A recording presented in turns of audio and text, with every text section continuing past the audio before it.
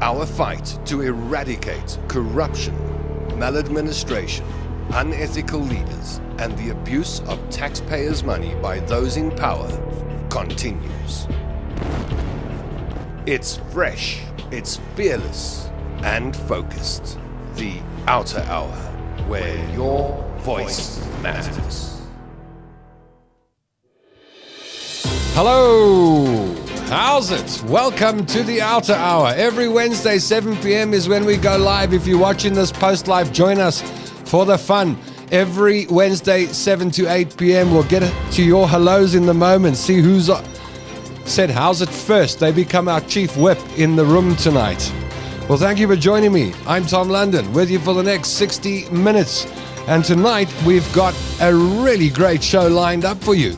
We've got Dr. Ferial Adam on board this evening. Ferial has been managing the Water Can project. If you're a regular viewer to the show, you'll know that Ferial is monitoring your water, South Africa. And tonight, the results of the Water Can project and the water testing report will be announced. Tonight, we find out the state of South Africa's water with Dr. Ferial Adam. Stefanie Fick, South Africa's favorite advocate, will be popping in between our two segments tonight to bring you some exciting news. It's a results-driven show tonight. What are the water quality standards in South Africa? We'll bring you the results. What has Stefanie Fick got to report on? What is Outer's latest victory? Stefanie will let you know in just a couple of minutes. And then we delve deeper into the Services Seta saga. You know that we've been talking about this for a while. The investigations have been ongoing. Well, now we can release some of the information. Asavela Kakaza, Rudy Heineke, and Skalk Schutz from the investigations and legal team will join us to talk about Services Setas. Where is your money going when you pay that levy as a business owner every month? And what's happening to the students in South Africa? How are they benefiting or not when it comes to Services Seta? Remember to like and share the show. That's how we get it out to more and more concerned South Africans as we discuss the issues that plague South Africa, but also what Outer does to combat them. Now, who is our chief whip? Claire Feldman has been holding this title for some time, but the last couple of weeks, Judy van Gilswyk is our chief whip tonight. Hey, Judy, here it comes. Judy is, I almost knocked my headphones off my head. Judy is our chief whip this evening. Let's see who else we got. Fakila Dada says, good evening, everybody. Claire Feldman comes in third tonight. Hello, Claire. Claire says, evening, team Outer. Who else have we got? Ndangano Makongoza Mashashane says, Ndi Madekwana. How's it in Ndangano? Jeff P. Scott says, good evening, everyone. Hope you're making Eskom feel important by having your aircon on at full blast. The aircon's off in the studio tonight. Just for the record, Jeff. Alex Elshove says, how's it, Outer team? Hello, Alex. Good to have you with us. Share the broadcast. Hilda Meyer says, hi, Outer team. And Stefanie Fick is in the comments section, but will also be on your screen. Okay, we'll pop your hellos up on the screen as we go through the broadcast. And as always, any comments you've got, any questions you've got for Ferial, for Asavela, for Rudy, for Skalk, for Stefanie, pop them in the comments section down below the broadcast. Moderating in YouTube tonight is Masego Motsoneng. Handling the Facebook comments is the head of comms and marketing for Outer, Samantha van Nispen. The show is produced by Devaney Davids. So, are you ready to get into the program? I am. Let's start with water, shall we, and find out what's been going on with Dr. Ferial Adam, manager of Outer's Water Can project, and what are the results from the water testing project. Hello, Ferial. How are you? Hi, good evening, Tom, and good evening to all our followers. Are you well? I'm well, thank you. Yes. Good. Right. So, I mean, we've had a couple of shows where we've spoken about the Water Can project and what it is you're up to. but we haven't had the results yet from the water testing report, and that's what you're here to tell us about tonight. I can't wait for the. I'm not sure whether I should say I can't wait for the results. I'm assuming that there's going to be some negative when it comes to the quality of South Africa's water. So let's start with the obvious question, and that is, what are the results from the water testing in September? I believe the report has been released.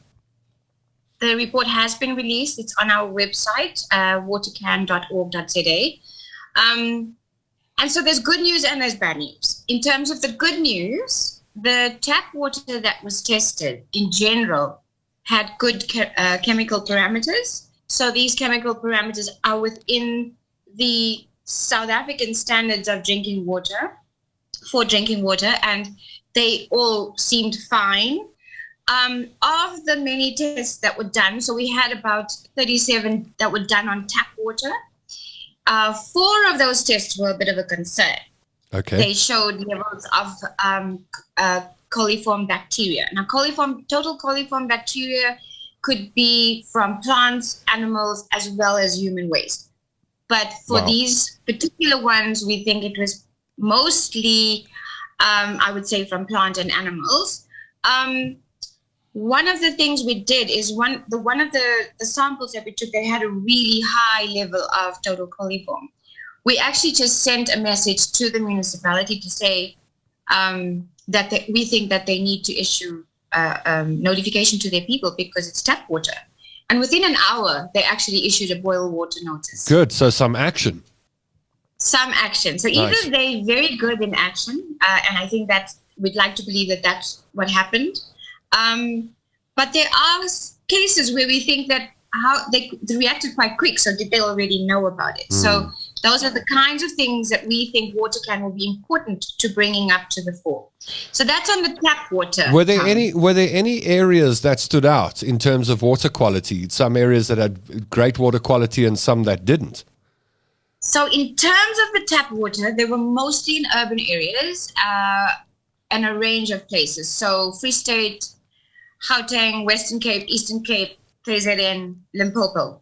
All of those were fine in the big urban areas. Okay. We need this project to grow so that we can get into the rural areas and the small towns, because we think that's where we're going to actually have some of the challenges. But the bad news is on the raw water sources, which is like your dams, your rivers, your streams, I would say that it's not good.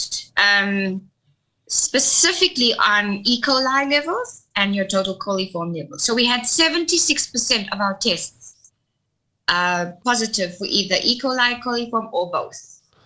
And, you know, these high levels reflect the green drop report and the blue drop report, but this was now found by ordinary people, which we call citizen scientists, who tested around the country. And that's, we did 8 of the 9 provinces. We had someone testing, or people or groups or organizations. And so it is a concern.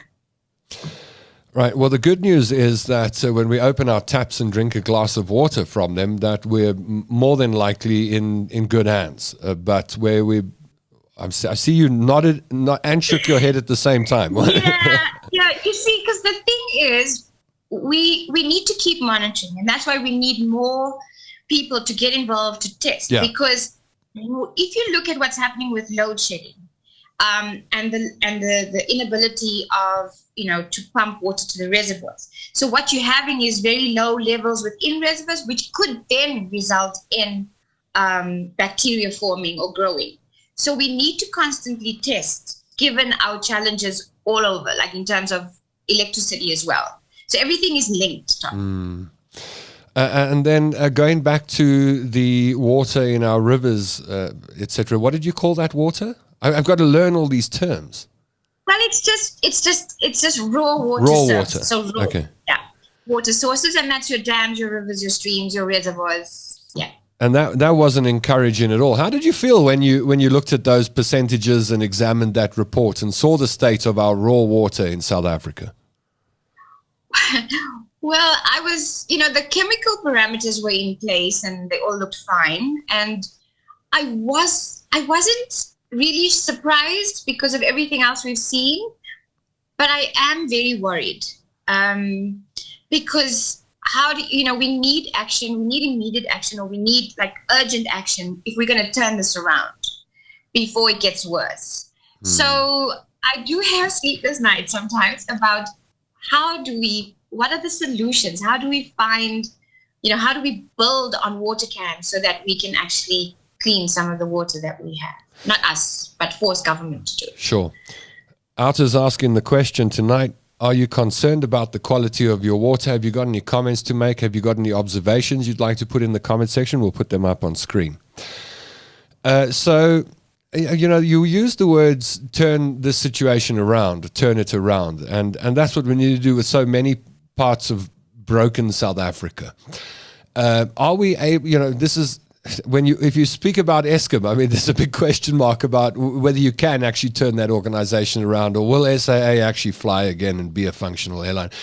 But water, we can't, water's like electricity. We can't do without it. We don't have a choice. We've got to find a solution to the problems we face. Are you confident that we can turn the situation around? What are the next steps?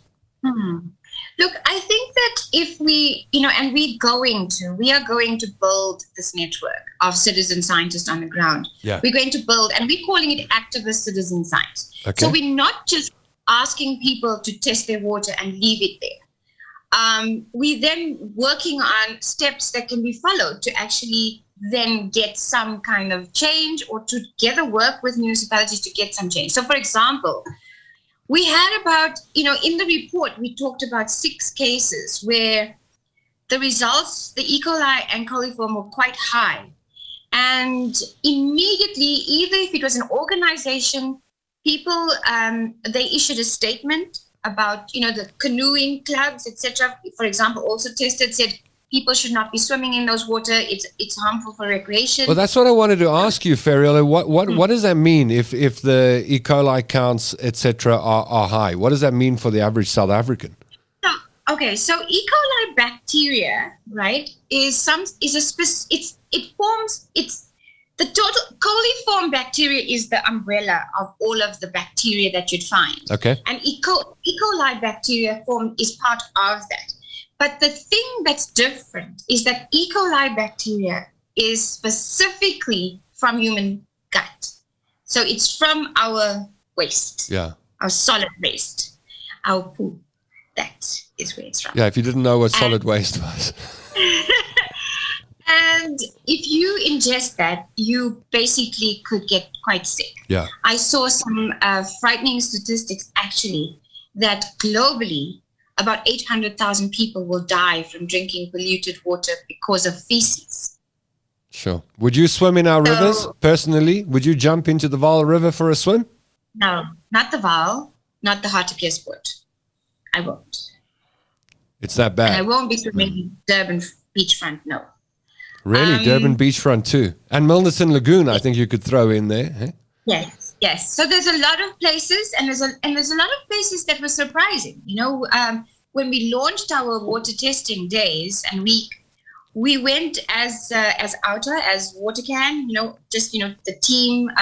We had Wayne taking a sample and understanding how the kit works, etc. We had a water scientist with us. We had a lecturer from Wits University and the staff team. And we went to a stream that's literally down the road from the office, and we found E. coli in that river, that stream.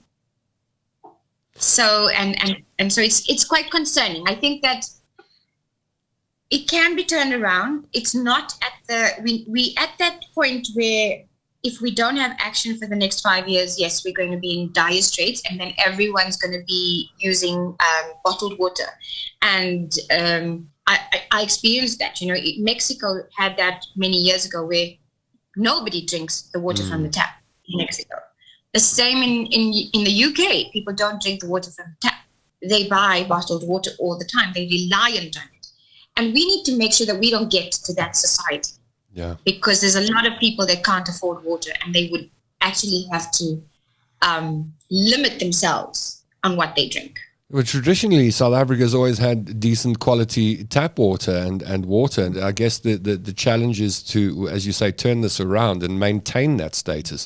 So going back to that question, and then I asked you another one. So let me go back to the one before, and that is, what are the next steps? I mean, how do you turn this around? So we're asking people to be more vigilant. So if you see open sewers that are flowing into rivers and streams, we need to know about it.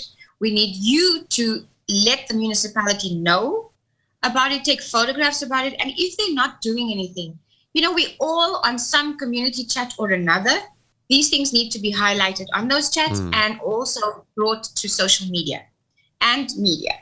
So that forces action. So in many of the instances that we've had, the municipalities all didn't just jump in and say, oh, yes, we're going to fix it like we found in Winburg in Free State. There were some that were like, oh, no, it's not our problem. It's actually that municipality's problem. Or no, it's not our problem. It's provincial government or national government. So they're passing the buck. But we've been able to, through the networks and activist citizen science, hold them accountable to the point where they're now accepting that they have to deal with it. So then that's the first part. Inform your municipality so that they can test at a laboratory to see what exactly are the levels and how harmful they are. They need to warn people about using the water, whether they put up signs, whether they issue boil water notices, because if it's the tap water, you definitely have to do that. And then there are also people who are reliant on rivers and streams for their own drinking water, and they need to be informed and educated as well.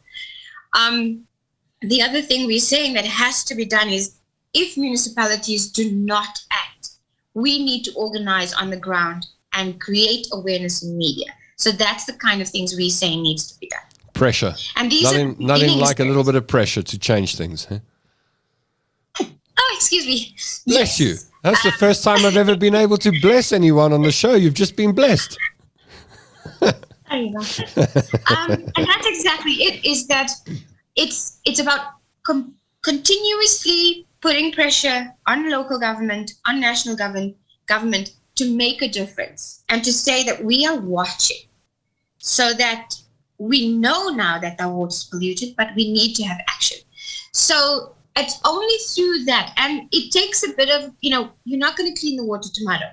And that is why people need to get involved now into their rivers and streams and make sure that they hold people accountable. Yeah, we've chatted about this project for some time now. In the beginning we introduced the project, and then you gave us updates, and tonight you're giving us results. And you've got a lot of energy in you, Ferial. There's fire in your belly. Has this got the team motivated once you got that report? I think the team has been motivated before the report. This is important. The other day I had a conversation with an organization, and we were talking about the fact that and from our expert scientists, we were talking about the polluted water along, areas where there are small farm holdings, and how that water is being used on food and fruit and vegetables.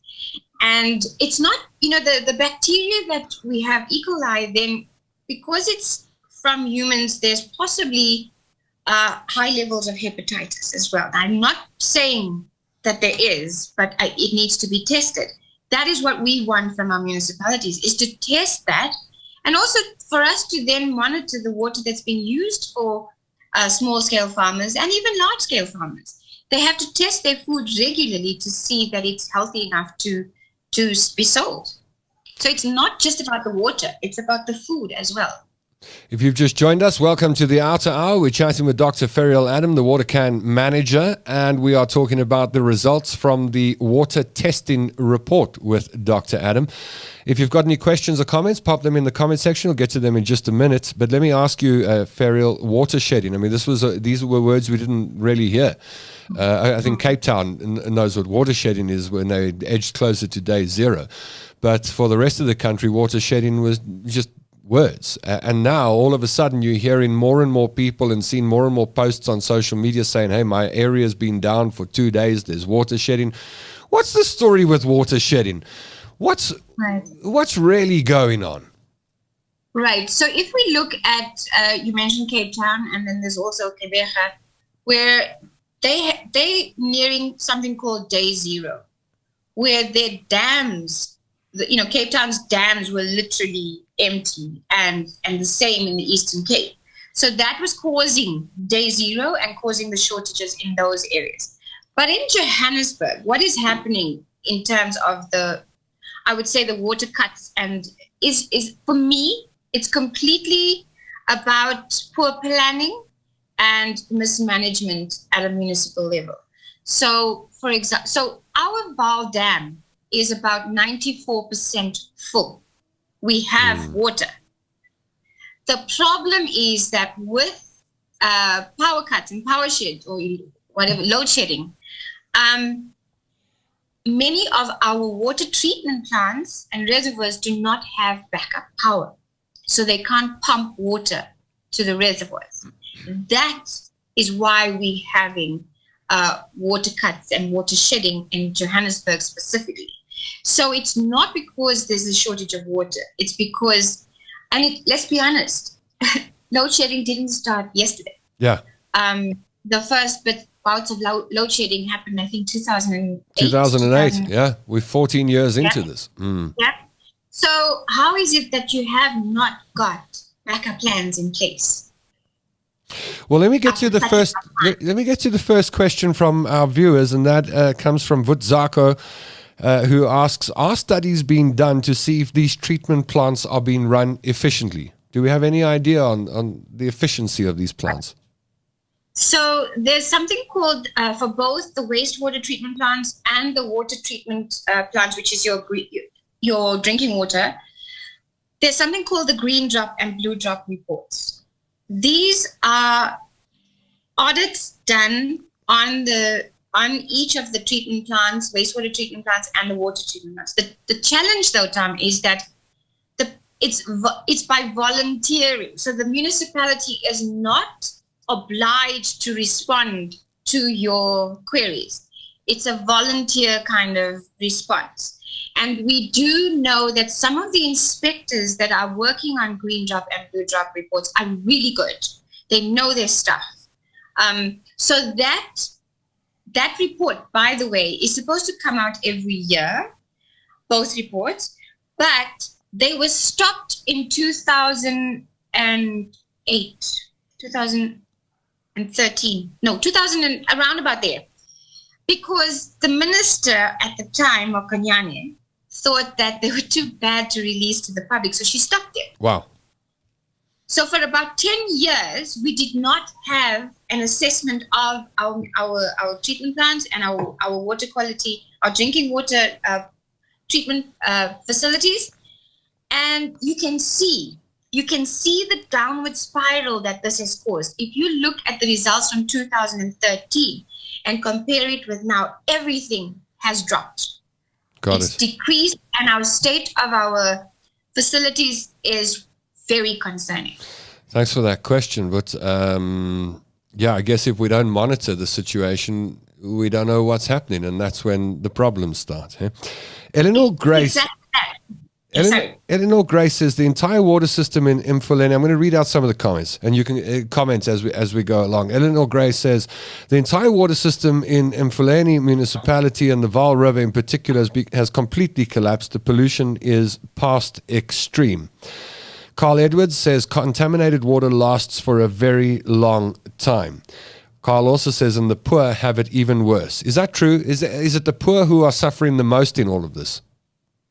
I think so, because if we look at our statistics, in that 46% of South Africans, less than half, have taps in their homes. That does not mean that all those taps are working, because in poorer areas where they were forced to use prepaid meters in some areas and are unable to pay, water's been cut. So they have taps, but they don't have access to water. So that statistic might even be, less in terms of how people having access to water in their homes.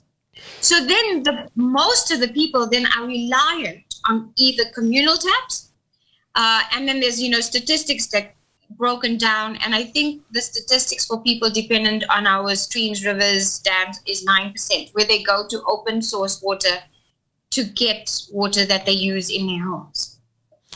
Right, next comment comes from Kara, who says, water is consciousness manifested in the material plane, and the flecks of pollution represent ego in consciousness. You judge a people, a city, and a country by the state of its rivers. We'll take one or two more comments and pop them up on screen.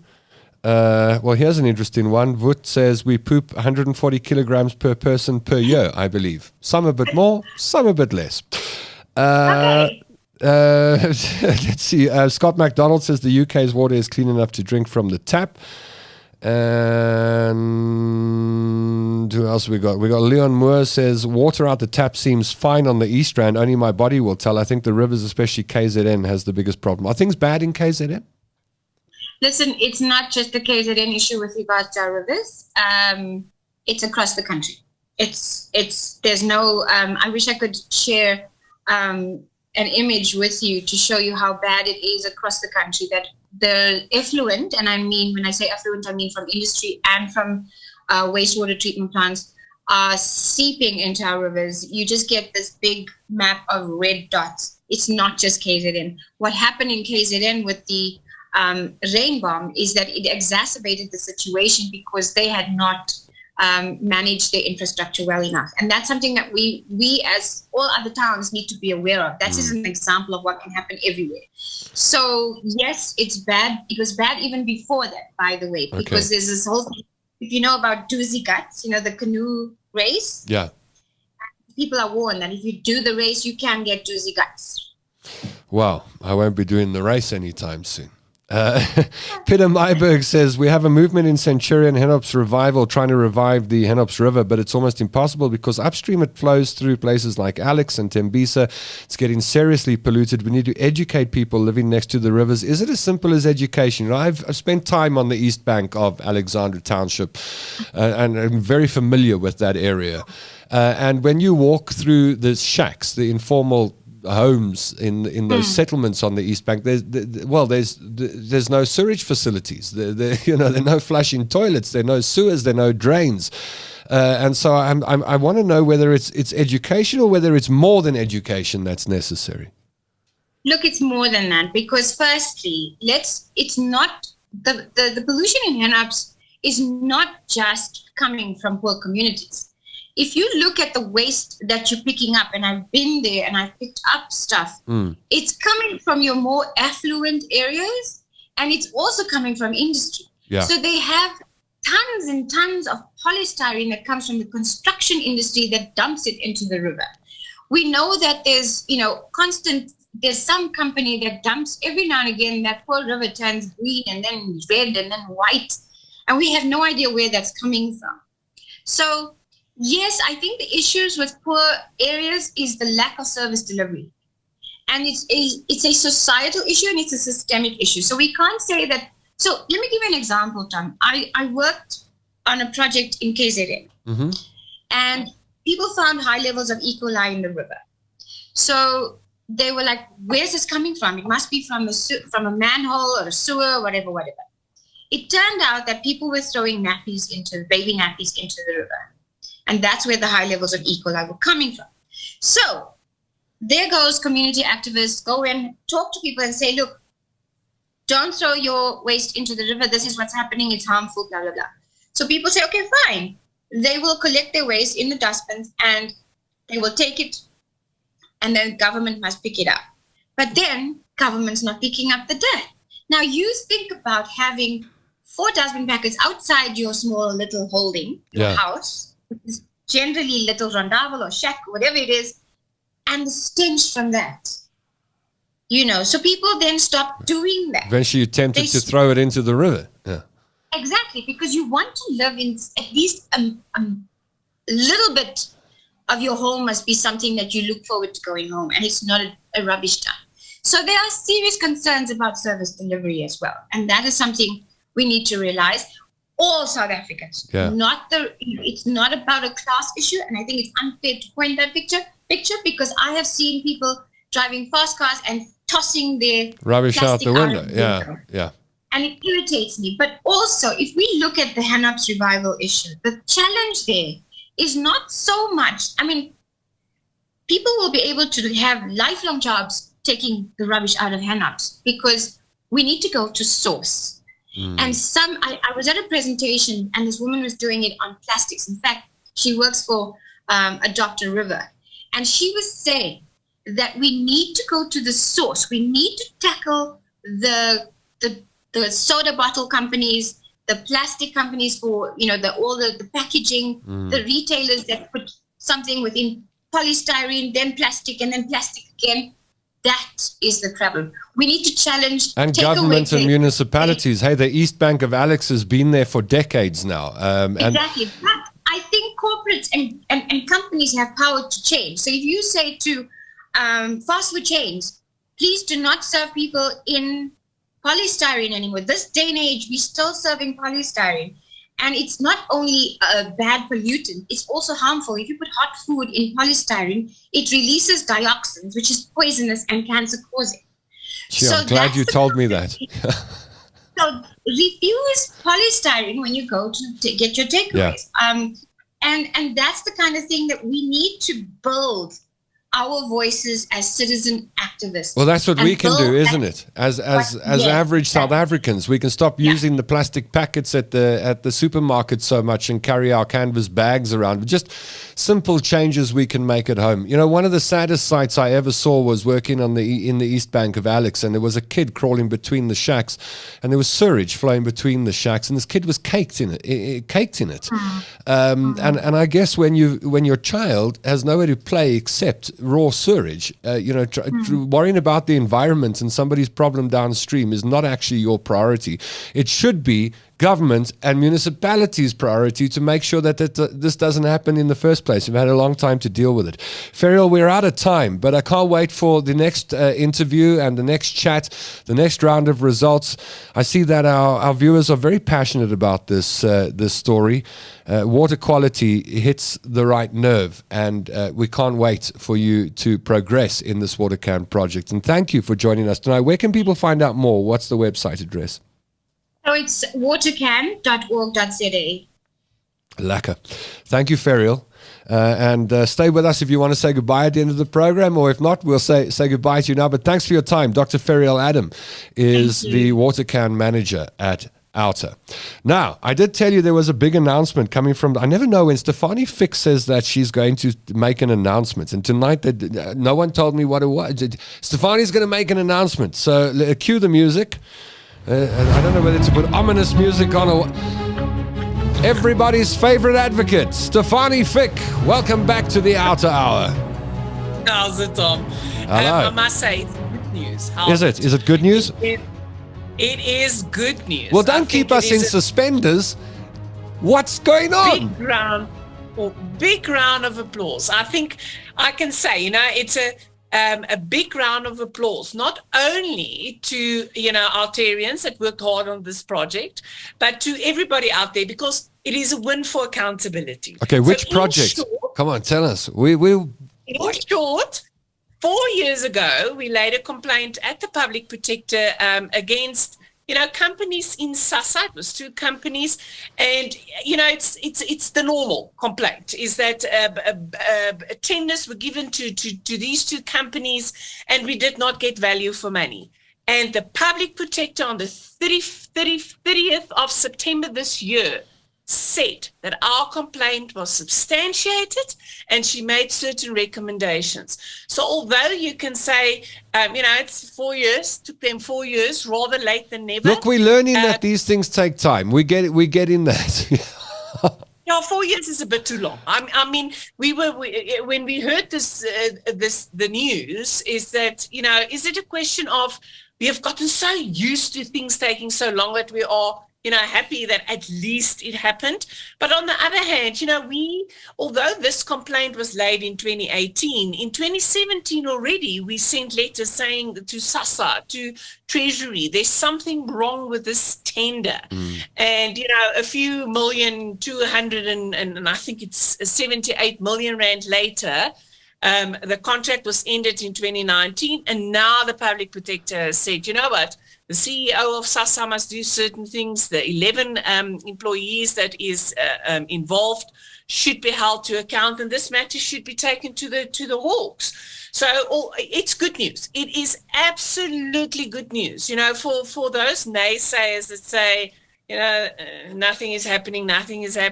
The wheel of justice is turning. So what does this mean, Stefanie, with this pronouncement by the public protector? What does it mean? What should it result in? It should result in people being held accountable. So firstly, there's SASSA's got a job to do. The CEO of SASSA's got a job to do. So he must discipline the people that is still working in SASSA. He must also put certain things in place, because obviously there's something wrong with their processes. If they were able to give these companies the contracts without there being, proper due diligence. So their supply chain management and all that, they need to look at that. But there's also going to be criminal consequences. So the Hawks must investigate this. Remember, the public protector's recommendations must be taken seriously. But she can't tell, for example, the NPA what to do. Sure. She can say to them, listen, here's evidence. So, there's still some things to do. It must still be investigated. But, it creates hope. Yeah, and it's a move in the right direction. Yeah. Yes. While Busisiwe Makebane is fighting for her job, the acting public protector is actually, is actually apparently taking her job seriously.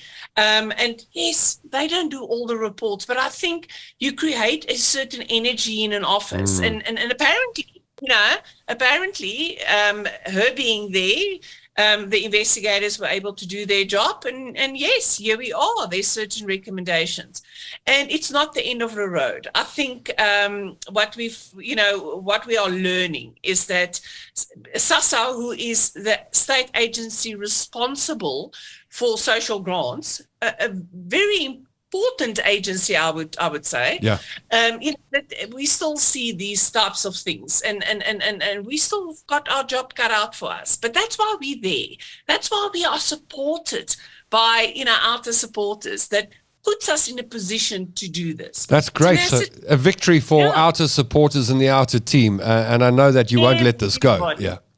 Yeah. Well done. Is there anything else you want to tell us, or is Flate your stories 8 for the evening? No, Flate, my story is 8 because the next story will blow your mind. So let me, remove myself from this so that you can hear from Isabella, Rudy, and Skulk about, the shenanigans that's going on in Services Seta. I must say, it's sort of, everywhere you go is sort of copy and paste the shenanigans that goes on. But, thank you again to this team. Thank you to our supporters, because without your support, we will not be able to do this. That's why we're here, is that we can do these things. But, thank you also to this team, because it's Skulk will tell you that it is hard work. And also, may I just a shout out to the whistleblowers, because this matter we reported to the public protector was also because of whistleblowers. Nice.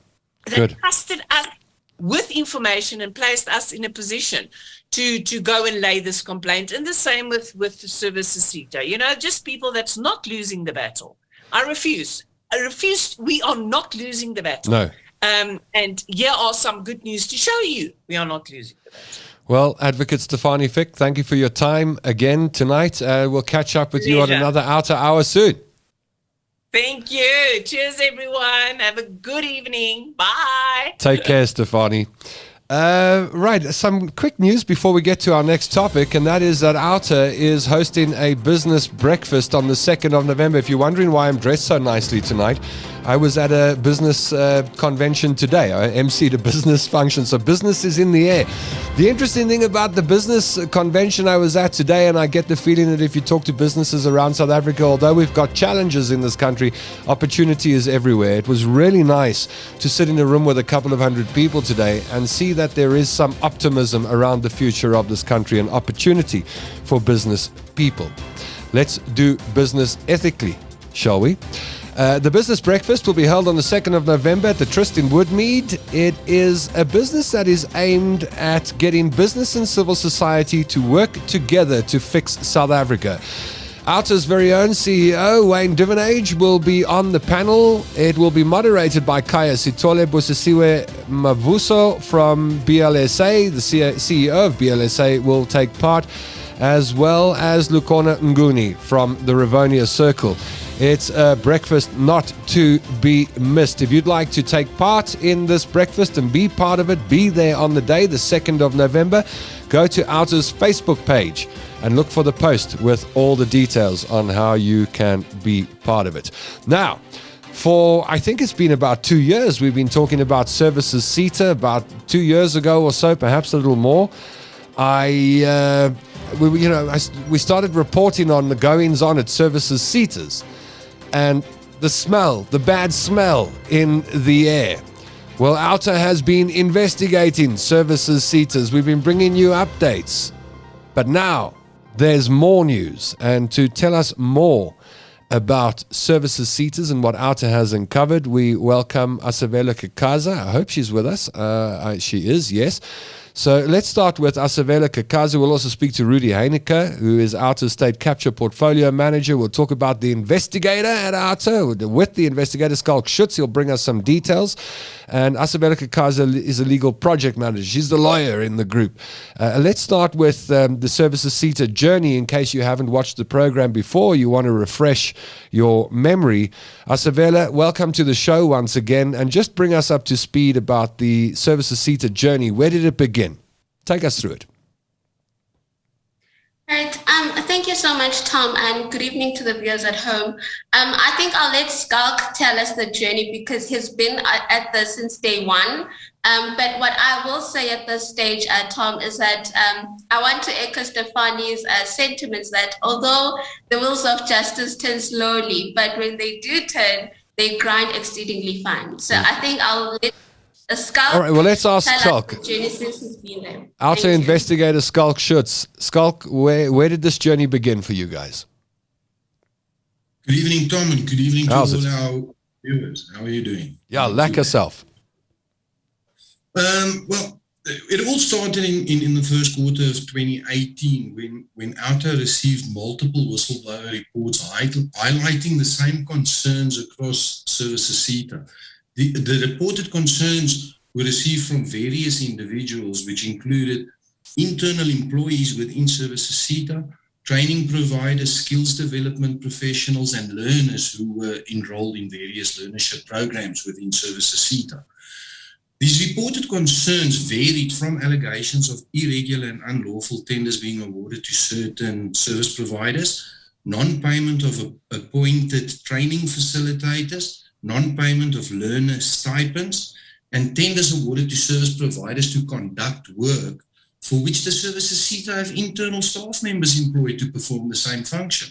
For example, disbursement of periodic stipend payments to learners, administration of discretionary grants, and even including the function of Quality Management Department, QMD.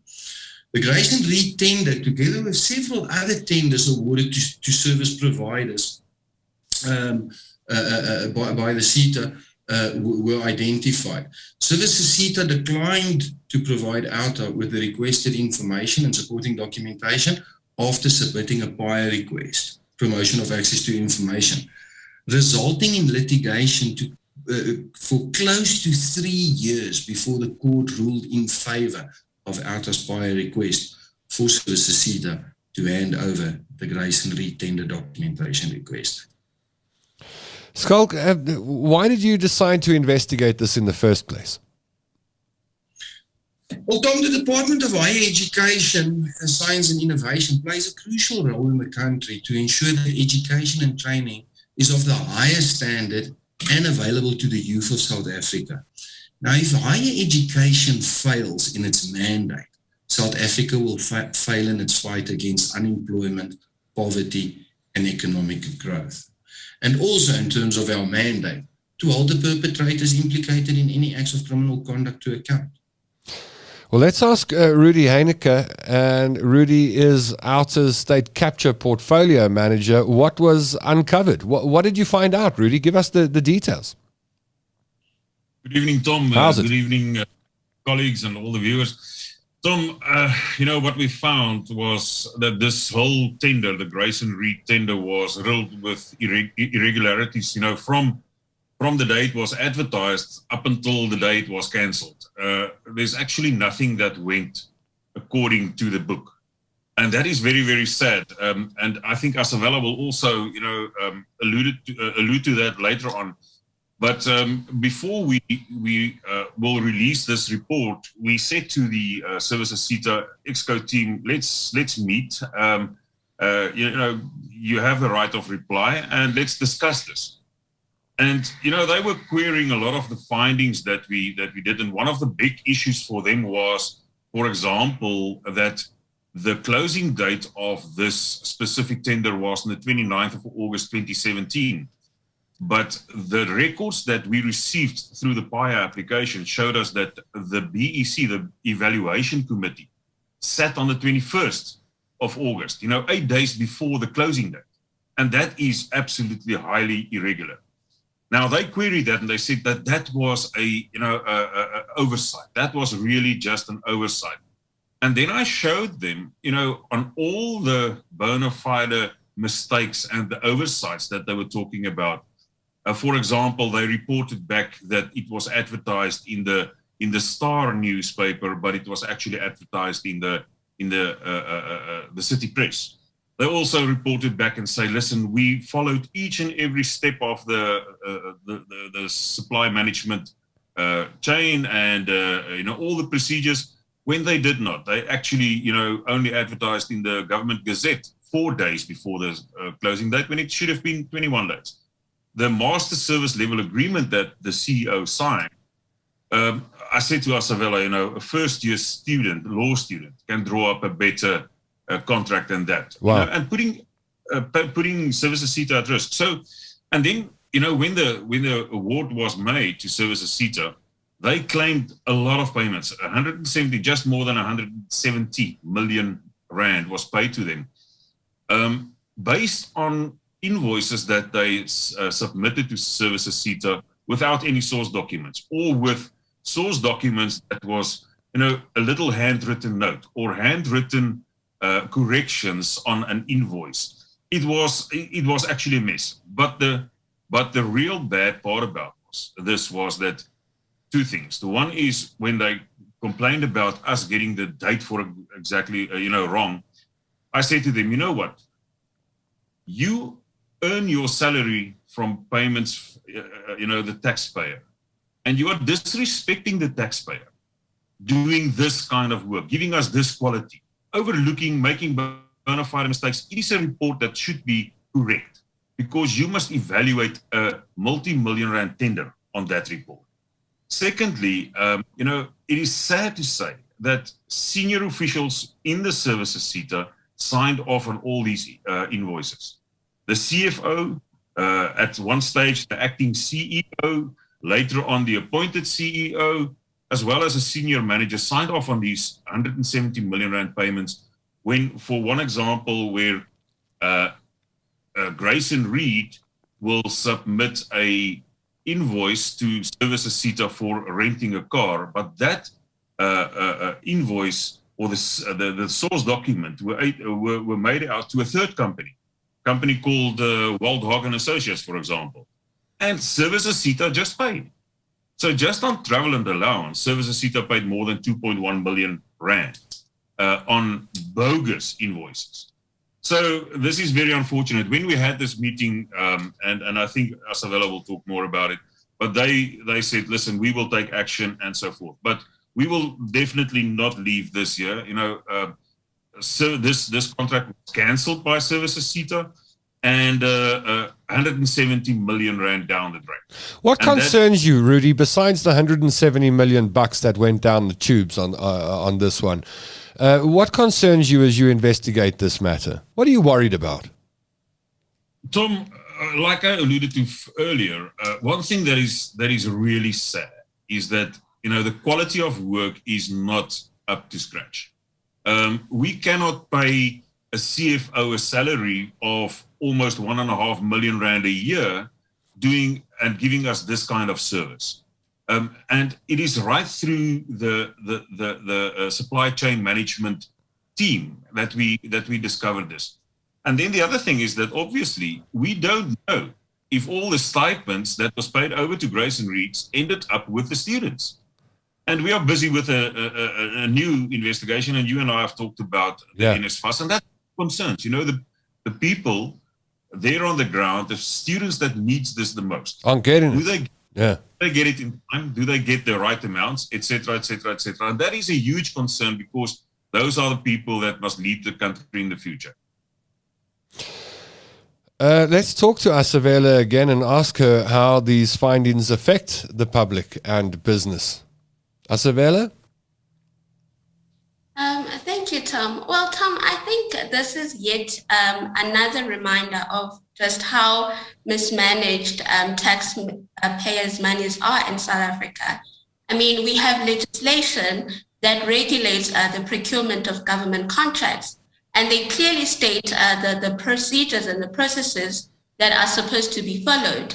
And yet we are constantly bombarded by tenders that have been irregularly awarded by people who clearly either they blatantly neglect the procedures and the regulations that are there, or they just refuse to follow. I mean, Rudy alluded to the meeting that we've had with Services Seta. So after we completed our report, our investigations, we compiled this report, Tom, that we are going to release next week. So I urge our supporters to look forward to that.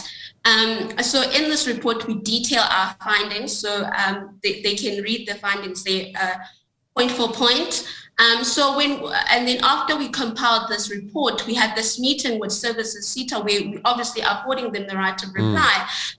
Wanting to hear from them what they intend to do about our findings. And Rudy actually asked them a question that pertained to their travel and accommodation policy. And they literally looked at each other and shocked, not knowing the answer to that question. Yet it is literally in their travel and accommodation policy. So that shows you that these are people who have no regard for all these regulations that are there. And also speaking of business, Tom, I think it was Rudy or yourself who mentioned it earlier that Services Seta and Setas in general, they get funded through levies from business. And this is with the Skills Development Levies Act. Now, obviously, this is like a huge slap across their face because here they are trying to do good for this country because education is very important and skills development is very important. Now you hear that all of that money has gone down the drain. So it's crazy, isn't it? It is crazy, Tom. And I think that's why as ARTA, we couldn't let this go because you remember that Services Seta did cancel the contract, I think 6 months prior, the agreed termination date. But we felt that even that was not enough. We want people to be held accountable. Here. The skills development levy is such a gift. I know it's a tax, but let's call it a gift from businesses in South Africa to the youth and to people who need skills urgently. And to see the money wasted is an atrocity. Rudy, would you like to add to what Asavela is saying about these findings and how it affects the public and business? Yes, Tom, absolutely. We also held a meeting after we saw the exco of Services Seta, and we made a stern decision, that we will not, stop here. We will, with the release of the report next week, we will lay criminal charges, complaints at the South African Police Service against the Services Seta officials. Good. That were that signed off all these payments. We will lay criminal charges against all the directors of the whole consortium, the whole Grace and Reed consortium, because they were part and parcel of receiving fraudulent payments. We will not leave it just there. We will also approach agencies bodies like SAICA and report, for example, the CEO at the time and say, listen, you must look into this guy's conduct. he signed off and put this company, this organization at risk for millions. So we will not only, just go and lay criminal charges and let it be. There is other actions that we will take, and hopefully, obviously, we will also hand this over to the SIU so that they can include this background into their investigation at NSFAS. So this is, and we will monitor this and make sure and put pressure on those agencies and those to act, because we cannot let this happen again, and we cannot keep those people in those positions, and we cannot do business with those business people again. All right, so Outer has a plan and you intend doing something about it. Why are you so passionate about this project, Rudy? I mean, we've spoken about it a number of times, and whenever we talk, I can see the passions there. Tom, if you look at the youth today, we need to create the opportunities for our young people in this country. In 10 years' time, 20 years' time from now on, they will be the future leaders, the future businessmen and women in this country.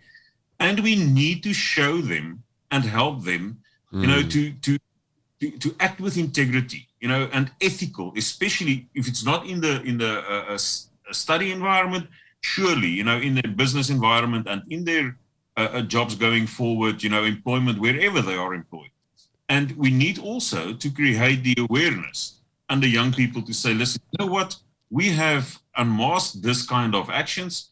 Don't you participate in this in the future? That's the one thing. And the other thing is so that they can learn from this and say, listen, we want to be ethical leaders in the future. And that is why I'm so passionate about it, because we need to get these people, these young people on board, and we need to get them, and send them on the right path. And do the right thing by them. Yeah, absolutely. Here's a viewer question. I'm not sure if this relates to the discussion, but what lays at the heart of why SETAs are not working? Asavela, why do you think the SETAs aren't working properly? Well, Tom, I think from our own investigations, we can just say that it's political will. It's a lack of people failing to do their jobs or not wanting to do their jobs and failing to read simple things such as, supply chain management policies, things that are literally at their disposal, and then they just do whatever they feel, or they make conscious decisions to serve their friends. Because like Rudy alluded to earlier, that from the investigations that we've done, we've also identified that even though Grayson Reed has since been liquidated, we found that there's another company that has the same or same similar people. Yeah. Exactly. So you see, it's things like that, Tom, that people get in positions, and when they get there, they fail to do their jobs. And then because legislation, we can't fault legislation. I mean, myself and the rest of the team, we actually did training on trying to understand the skills development sector in its entirety. And we realized that actually there's so many laws, there's so many pieces of legislations that are just not being implemented. So it's really just people failing to do their jobs, Tom. And that's why you have organizations such as ARTA who are willing to hold people accountable. Damn right. Rudy, have you got a message for businesses that are paying these levies and learners who are supposed to benefit from them? Well, Tom, I think the first message will be, if you see something irregular, report it. If you don't want to report it to the law enforcement agencies, come to organizations like ARTA, but report this, don't keep quiet. Secondly, it is service, or not only the SETAs, but the whole higher education organization department is turning into a cash cow for service providers. We've seen this at Services Seta. Grayson Reed is just one of several contracts that we are looking at, and business who are paying these skills development levies should start to ask the questions themselves. Where's our money going? Yeah, where is our money going? And maybe at the business breakfast with all the business leaders, this is something that also should be put on the agenda. So we are, and you were talking about, it's a gift. And it's only 1%. But if you up all those 1%, it's billions every year going into these programs, and we don't see the results. These programs are put there to alleviate poverty and unemployment, but it doesn't work because we have dubious contracts like Grace and Reed, dubious service who's not doing the job and is milking the Department of Higher Education like a cash cow. Well, we've run out of time. Can you believe it? 60 minutes went very, very quickly tonight. Rudy, thank you very much for joining us this evening and giving us an update. Asavela, same to you. Thank you. And Skalk Schutz, who has been on board with us this evening. Thank you, Skalk. Advocate Stefanie Fick joined us tonight with some news. And Dr. Ferial Adam brought you the water testing report results. It's been a show full of information. And in the last minute or so, there's a little thing on our running order which says Tom's closing comments.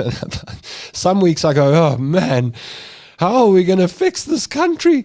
But I got to tell you that today I was at this, I mentioned at the beginning of the show, I emceed a business conference today, and I met a lot of business leaders, big names in South African business today. Jeremy Gardner from 91 was one of the keynote speakers and gave a lovely presentation on where we are as South Africa in comparison to the rest of the world. And when you take a look at our problems, I'm talking about macroeconomic stats and metrics, there are many countries in the world who have suffered really badly over the last couple of years, and some who are about to suffer really badly. The entire European continent is not quite sure if they're going to have a cold or a warm winter with a war on their borders. And so, yeah, we get up in a dysfunctional country and very often a broken South Africa. But it was quite eye-opening today to see the troubles that the rest of the world has got. And we've all got something in common, no matter where you live. Whatever the problems are, you've got to fix them. And I must tell you that I was really encouraged to spend a day with South African business people who are aware of all the dramas and the dysfunction in South Africa, but equally as passionate about fixing the problems in South Africa. So I'm going to leave you with that thought tonight, that we're in a position when Ferial spoke at the beginning of the program about turning things around. We can still turn things around. There's a lot that we have to turn around, but make no mistake that South Africans can turn it around. And organizations like OUTA and your support of organizations like OUTA is what is going to turn things around. Well, you've heard the results tonight. It's been a results-driven show, and I'd like to thank our panelists and our guests and the OUTA team members for joining us this evening. Most of all, thank you to you, wherever you pressed the play button from, whether you're in South Africa, down south in the Cape, up north in Limpopo, or anywhere in between. And to our expat viewers who watch and keep an eye on the country from overseas, thank you for pressing the play button too. I can't wait to be with you next Wednesday. 7 p.m. is when it will happen again. We'll bring you more info, more news, and we'll delve into more topics on the OUTA Hour every Wednesday. 7 p.m. is when it happens. Until then, I'm not going to bless you because I blessed Ferial Adam and I got one blessing a night. But I want to wish you a great week. And I hope you have enough money over the next 7 days to get the things you need. But more than that, I hope that you're kind to the people around you and they kind back, because kindness goes a long way. And as we deal with the dramas in this world of ours, let's not forget a little bit of love and kindness between each other. Okay, before I get too flowery and start writing country music, let me say goodbye to you. Pop some of the team on screen now. Thank you, Skalk. Thank you, Rudy Heineke. And thank you, Asavela. They're on screen now. They can wave goodbye to you. And there's a salute from the captain. We'll see you next Wednesday. Join me then. I'm Tom London. It's a date. And until then, and I mean it, I miss you already. Our fight to eradicate corruption, maladministration, unethical leaders, and the abuse of taxpayers' money by those in power continues. It's fresh, it's fearless, and focused. The OUTA Hour, where your voice matters.